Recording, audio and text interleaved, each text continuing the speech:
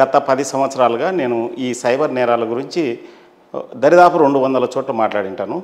And online offline same ఇట్లా TV or YouTube interviews ఏదైనా కానీ ఐఐటి చెన్నైలో మాట్లాడినాను, డిఆర్డిఎల్లో మాట్లాడినాను, అండ్ దెన్ తెలంగాణ పోలీసులకి 3-4 టైమ్స్ మాట్లాడినాను. వాట్ నాట్ మెనీ ప్లేసెస్ అన్నట్టు, హెట్రోడ్రగ్స్ కావచ్చు, ఎన్మాక్స్ కావచ్చు, క్వింటిలీ సాఫ్ట్వేర్. సో ఇక్కడ నేను బాగా గమనించింది ఏంటంటే, మీరు స్టార్టింగ్లోనే చెప్పినారు సీనియర్ జర్నలిస్ట్ అయినా మేము మోసపోయినాం. ఇక్కడ సింపుల్ లాజిక్ ఏంటంటే, ఈత రాకోకుంటే నీళ్ళల్లో ఎవరైనా మునిగిపోతారు. సీనియర్ జర్నలిస్ట్ అయినా, ఐఏఎస్ అయినా, ఐపీఎస్ అయినా. నేను వీడియో పెట్టాను, సైబర్ క్రైమ్ వాళ్ళకు కూడా పంపించాను. నాకేం జరిగిందో సింపుల్ లైన్లో చెప్తాను సార్. నా పాత ఫర్నిచర్ ఉంది, OLXలో పెట్టాను నేను. పెడితే వాడు చూసిన వెంటనే, మేడం మాకు నచ్చింది, ఇంత అమౌంట్కి ఓకే అనుకుందాం, ₹1 పంపిస్తాను, ఈ అకౌంట్ మీదా కదా అన్నాడు.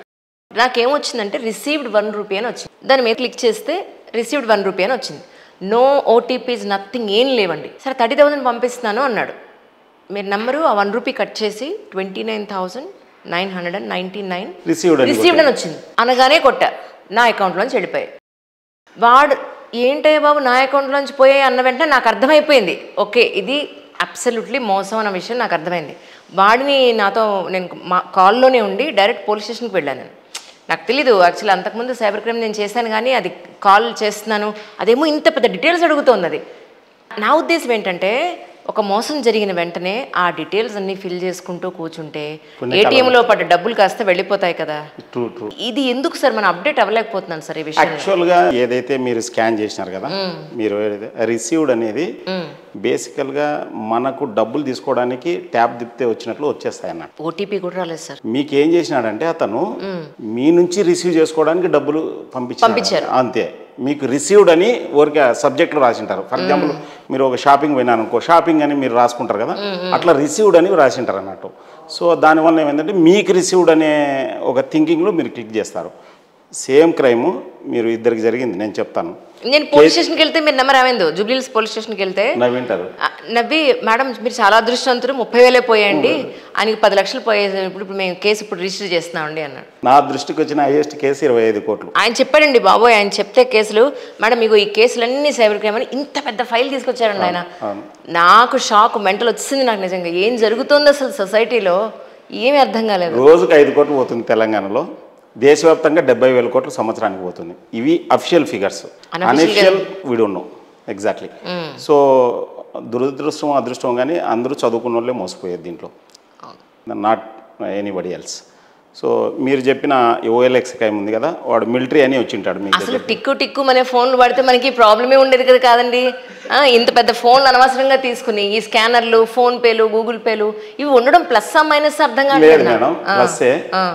ఇప్పుడు మరి మీరు కత్తి వాడుతుంటారు రోజు, అవును, కానీ జోబులు పెట్టుకొని తిరగం కదా. అదే కదా. సో అట్లనే మొబైల్ లెక్క వాడాలని. అదే మనం మొబైల్ లెక్క కాకుండా వేరే విధంగా వాడితే ఈ రకంగా ఎప్పుడో చోట ఎక్కడో చోట కూర్చుకుంటుంది మేడం. కరెక్ట్. యాక్చువల్గా నేను దానికంటే జస్ట్ ఆ లైన్కి పోయే ముందు, సేమ్ క్రైమ్లో కేజ్రీవాల్ కూతురు 34,000 నష్టపోయింది, మీకంటే 4,000 ఎక్కువ నష్టపోయింది. సేమ్ సోఫా సెట్ పెట్టింది ఆమె. అండ్ నిమ్స్లో ఒక డాక్టర్ చైర్ పెట్టినాడు, అతనిది రివాల్వింగ్ చైర్ ఏదో ఉండి తెలియదు, 2,30,000 నష్టపోయినాడు. కానీ OLX వాళ్ళకి తెలియదా అండి ఇది ఫేక్ అకౌంట్స్ ఇవి అని? యాక్చువల్గా every time they are creating అన్నట్టు. యాక్చువల్గా కరెక్ట్ చెప్పాలంటే కొన్ని ఏరియాల్లో ఈవెన్ OLX యాక్సెస్ కూడా ఇవ్వలేదు గవర్నమెంట్, అంటే ఆ ఏరియాలో ఎక్కువ జరుగుతున్నాయని. సో వీళ్ళు they have n number of methods అన్నట్టు. క్రిమినల్ ఎట్లుంటాడంటే every time they will see అంటే ఆపర్చునిటీస్, కొత్త ఐడియాస్. సేమ్ అలాంటి క్రైమే, అంటే OLX కాదు బట్ స్కానింగ్ క్రైమే. కడపలో ఒక హాస్పిటల్ వాళ్ళు, సో మా ఫాదర్కి అపెండిసైట్ ఉంది అని చెప్పి ఒక రిపోర్ట్ పంపించినారు. అందరికీ అదే రిపోర్ట్ పంపిస్తారు, అది వేరే విషయం. సో మీ మిలిటరీ వాళ్ళకి కదా మేము 30,000కే చేస్తాము, బయట అయితే 45,000కి చేస్తామని చెప్పినారు. ఓకే, సేమ్ అదే మేము డబ్బులు పంపిస్తున్నాము, మిలిటరీ వాళ్ళము స్కాన్ చేయండి అయిపోయి మాట 3 టైమ్స్ స్కాన్ చేసినారు అన్నట్టు. పొరపాటు అనుకుంటా. వాడు ఏం చెప్తాడు సార్, అచ్చంగా అయ్యో పొరపాటు అయింది మీరు మళ్ళీ వస్తుంది, హిందీలోనే మాట్లాడతారు వాడు, మీరు మళ్ళీ చేయండి మీకు వచ్చేస్తుంది అంటాడు, మళ్ళీ పోతాయి. ఇది నేను అనుకున్నా, ఒక్కసారి అవ్వగానే బలు వెలిగిన తర్వాత ఫస్ట్ మీ ఫ్రాంక్నెస్ ఒప్పుకోవచ్చు మేడం. చాలా మంది ఇది ఒప్పుకోరు అన్నట్టు.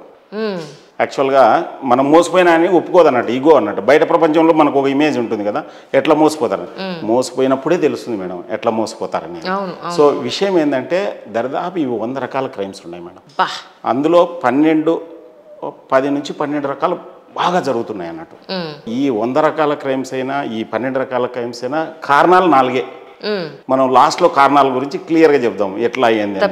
సో దానికి పోయే ముందు మొబైల్ అన్నాం కదా మనం, యాక్చువల్గా ఇట్లా మొబైల్. సో ఇది కత్తి కన్నా పదునైనది, కడలి కన్నా లోతైనది, ఎవరెస్ట్ కన్నా ఎత్తైనది, అణుబాంబు కన్నా శక్తి గలది, అందరి అరచేతిలో ఇమిడి ఉన్నది, సరిగ్గా వాడుకుంటే బ్రహ్మాస్త్రము, సరిగ్గా వాడుకోలేకపోతే భస్మాస్త్రం. ఇప్పుడు మీరు చెప్పండి, దీన్ని బ్రహ్మాస్త్రంగా వాడుకుంటారా, భస్మాస్త్రంగా వాడుకుంటారా? Correct correct. ఇదే మొబైల్ ద్వారా, ఇదే యూట్యూబ్ ద్వారా కోట్లు సంపాదించే వాళ్ళు ఉన్నారు చాలామంది వరల్డ్ వైడ్. సో మనకు ఇన్ఫర్మేషన్ ఇక్కడ విషయం ఏంటంటే దీన్ని ఎందుకు వాడుతున్నాము అదే చెప్తుండేదా. మీరు సింపుల్గా చెప్పాలంటే ఇప్పుడు కత్తి లెక్క వాడుకుంటే ఉంది. నేను నా సెషన్స్లో కత్తిని చూపించి అడుగుతాను, ఊరికి సరదాగా అడుగుతాను నా సెషన్స్లో ఎప్పుడన్నా. కత్తిని చూపించి ఈ కత్తిని వంట మనిషికి ఇస్తే ఏం చేస్తారంటే కూరగాయలు అంటారు, డాక్టర్కి ఇస్తారంటే ఆపరేషన్ అంటారు, నేరస్తునికి ఇస్తే పీక్ అంటారు. ఇదే క్వశ్చన్ 3 సార్లు అడుగుతాను, 3 సార్లు అదే సమాధానం చెప్తారు. నేరస్తుడు అంటే పీక్ అన్న వాళ్ళందరూ సైబర్ నేరాలకు గురి అవుతారని చెప్తాను. ఎందుకంటే నేరస్తుడు వంట వండుకోడా, చాలా కత్తిని కత్తిలక్క వాడతారని చెప్పాలన్న. అట్లయితే ఎన్ఐటి వరంగల్లో ఒక డాక్టరు ఒక ప్రొఫెసర్ను కత్తితో చంపినాడు. మళ్ళీ డాక్టర్ కదా, ఆపరేషన్ చేయాలి కదా, అదే కదా, కత్తితో చంపినాడు సమ్ టైం బ్యాక్ 1998 ఆ టైంలో అన్నాడు. సో ఇక్కడ మళ్ళీ వెనక్కి వచ్చినారంటే మనం ఎక్విప్మెంట్ పర్పస్ను పక్కా వాడితే అది నిజంగానే చాలా యూస్ఫుల్. ఎప్పుడైతే ఈ పర్పస్ డిఫీట్ అవుతుందో ప్రాబ్లమ్స్ అన్నీ సర్ఫేస్ అవుతాయి అన్న. సో మనకు ఆ పర్పస్ అర్థం కావాలంటే ఫస్ట్ మనం ఏం చేస్తున్నాం అని అర్థం కావాలి. మీరు బాగా గమనించినారంటే ఈ మనం బియాండ్ క్రైమ్ మాట్లాడితేనే ఇది జనాలకు అర్థమవుతుంది. మనం ఓన్లీ పర్టికులర్ క్రైమే మాట్లాడినాం అనుకోండి, అంటే డైరెక్ట్ అర్థం కాదన్నట్టు. మీరు బాగా గమనించండి, లాస్ట్ 10 yearsలో టాలెంట్ ఉన్న వాళ్ళకు సోషల్ మీడియా పవర్ఫుల్గా పనికొచ్చింది. అంటే బేసికల్గా మనం ఏం చెప్పాలా, మీ టాలెంట్ ఇంప్రూవ్ చేసుకోండి, సోషల్ మీడియా పనికొస్తుంది. మీ టాలెంట్ లేకుంటే సోషల్ మీడియా మిమ్మల్ని వాడుకుంటుంది. రెండే మనకు టాలెంట్ ఉంటే సోషల్ మీడియాను వాడుకుంటాం, మనకు టాలెంట్ లేకుంటే సోషల్ మీడియా మనల్ని వాడుకుంటుంది యాజ్ ఏ యూజర్. మళ్ళీ వెనక్కి వస్తే ఈ క్రైమ్స్ ఎందుకు జరుగుతున్నాయి, ఎలా జరుగుతున్నాయి, ఏంటి అని ఆలోచిస్తే యాక్చువల్గా ఎవరినైతే మనం అన్నోన్ పర్సన్స్తో ఇంటరాక్ట్ అవుతున్నామో రియల్ వరల్డ్ విర్చువల్ వరల్డ్ రెండు ఒకటే అని మనం ఒక నిర్ధారణకు రావాలన్నట్టు. రియల్ వరల్డ్ ఏం చేస్తాము అదే విర్చువల్ వరల్డ్లో చేయాలన్నట్టు. ఎప్పుడైతే రియల్ వరల్డ్కు విర్చువల్ వరల్డ్కు చాలా డిఫరెన్స్ ఉంటుందనుకో కంపల్సరీ నష్టపోతాం. మీ పర్సు ఉందనుకోండి, మీ పర్సులో 100 రూపాయలు ఎవరైనా దొంగతనం చేయగలుగుతారా? చేయలేరు కదా. అదే 33,000 చేయగలిగినారు ఆన్లైన్లో. అంటే ఆడ ఎందుకు చేయలేరంటే ఆడ మీరు సహకరించట్లేదు, ఇక్కడ ఎందుకు చేసినారంటే మీరు సహకరిస్తున్నారు. అంటే సైబర్ క్రైమ్ జరిగిందంటే మన సహకారంతోనే జరిగిందని చెప్పడానికి అన్నట్టు. Without our support, without hour cooperation cyber crime అస్సలు జరగదు. సో సైబర్ క్రైమ్ జరుగుతుందంటే మన కోఆపరేషన్ ఉంది. క్రిమినల్ 1 to 100 క్రిమినల్కి తెలుసు, విక్టిమ్కు 80% తెలుసు స్టోరీ. అందుకోసము ఆ 20% గ్యాప్ టైంలో మోసపోతున్నారు అన్నమాట. సో బేసికల్గా మనం ఏం చేయాలంటే ఎగ్జాక్ట్గా హ్యాపెనింగ్ గురించి ఫస్ట్ గమనిస్తుండాలి. అది అబోవ్ అండాలి. హ్యాపెనింగ్ అంటే ముందు అసలు మనం ఎవరితో ఇంటరాక్ట్ అవుతున్నాం, ఏ పర్పస్ మీద ఇంటరాక్ట్ అవుతున్నాం. ఇన్ కేస్ వాళ్ళు మీ కేసే తీసుకుందాం, ఏది మీరు ఏ ఆర్టికల్ పెట్టినారు OLXలో టేబుల్ కొన్ని చైర్ పెట్టినారు కదా. Very simple. నార్మల్ రియల్ లైఫ్లో వాళ్ళు వచ్చి చూస్తారు, డబ్బులు ఇచ్చి పోతారు. అదే ఇక్కడ అప్లై చేయాలి. వాడు చూడకోకుండా సింపుల్గా డబ్బులు ఎట్లా పంపిస్తాడు? వాడు అడ్రస్ అడిగాడు సార్, అడ్రస్ అడిగాడు. నేను అక్కడ ఎక్కడైతే ఫర్నిచర్ ఉందో ఆ లొకేషన్ పెట్టాను, మా వాళ్ళు బయలుదేరారు అన్నాడు. అక్కడికి ఇంకా రీచ్ అవ్వలేదు కానీ వాళ్ళు కానీ వాళ్ళు రీచ్ అయిపోతారు, చూసేస్తారు. నేను నమ్మా, వీడికి బాగా నచ్చినట్టుంది, ఎందుకంటే డ్యామేజ్ అక్కడ లేదు కాబట్టి. ఎంత నమ్మకంగా పెట్టాడంటే ఇంకా ఎవరికి ఇవ్వద్దు, దిస్ ఇస్ కన్ఫర్మ్ అని చెప్పి కన్ఫర్మ్